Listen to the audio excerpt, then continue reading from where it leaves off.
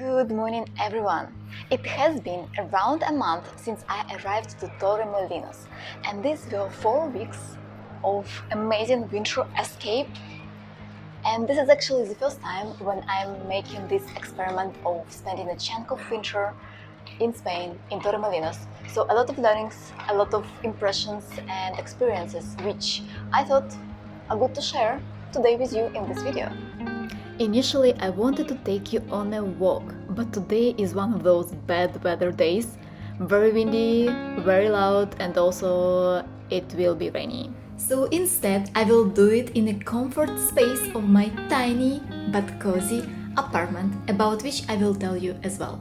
So when I was selecting a place for winter getaway, I was looking for a spot next to the sea in a location with good weather where I can walk and live comfortably.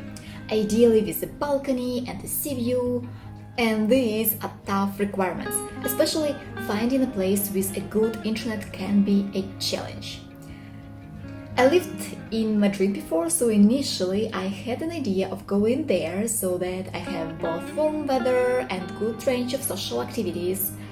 Let's say COVID spoiled those plans and I decided that going to the seaside would be a wiser option for the time being. After looking at the map, at flights, schedule, at Airbnb, Booking.com, all different types of sources, I decided to stop at Torremolinos, a small town next to Malaga. It was a winning combination for me because, first of all, it has a good air connection and a direct flight from Berlin. Malaga's airport is just in the middle between Torremolinos and Malaga, so it takes just 11 minutes to get from the airport to Torremolinos. It is 4 stops and the tickets is 180 euros, I believe. There is a regional train which connects Torremolinos with Malaga on one side and Fuengirola on the other. The train stop is at the center of Torremolinos, very well located, so it is just the perfect way to get around the coast. Talking about the coast, and I mean Costa del Sol, as it is called in Spanish, there are plenty of really cool small towns there. It is very touristic area, but also very comfortable, beautiful, clean, with good infrastructure, tons of things to do, many bars, restaurants, parks, also some zoos and aquariums. And what is even more important to me was the fact that there is a long coastline with plenty of space for walks next to the sea, beautiful bays and hiking spots. The weather is very mild here at Vintra.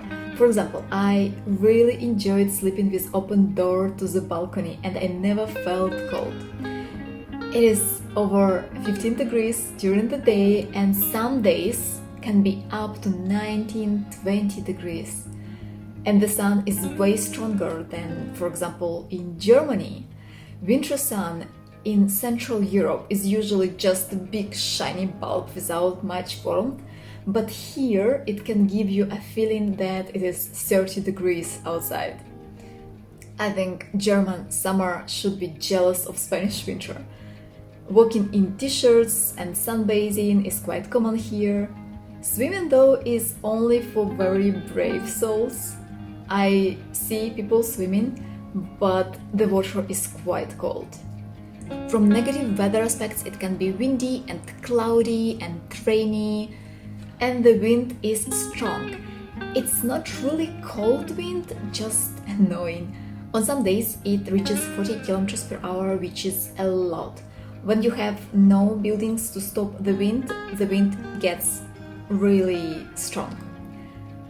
It brings sand into your face when you walk on the beach, and my personal dislike, it makes it very difficult to record videos because of the wind sound, loud sound.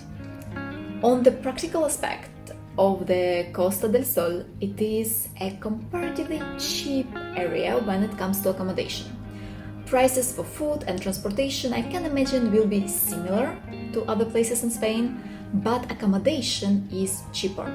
Right now I live in a small apartment next to the sea with a balcony and just a marvelous view on the sea. I have a kitchen, good bathroom, very comfortable place to work, and I pay 45 euros per night. And the daily cleaning is also included.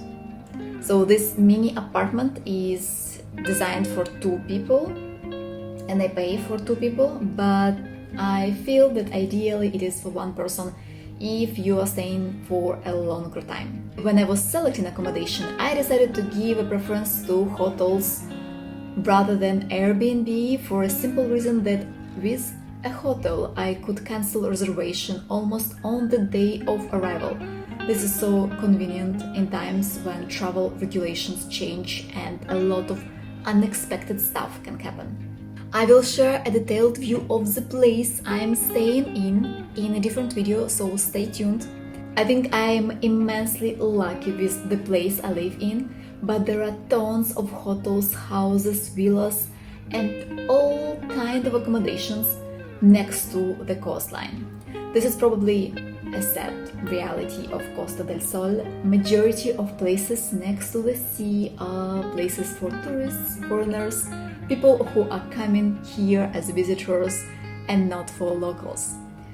There is a lot of fancy stuff next to the sea, but the upper level of towns up the hill don't look as fancy. Let's talk about the other practical aspects.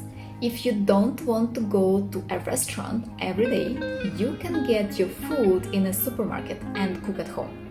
Spanish supermarkets are great, and here you can find tons of small ones directly in the city center, but also some big ones if you're fine walking 20 minutes outside of the center. My favorite one is Carrefour, but Mercadona is also nice. Fresh seafood, lots of cheese, lots of meat, lots of sweets. So depending on your preferences, you might find some delicious stuff. Sadly, the fruits and veggies are completely average. It's not really a season.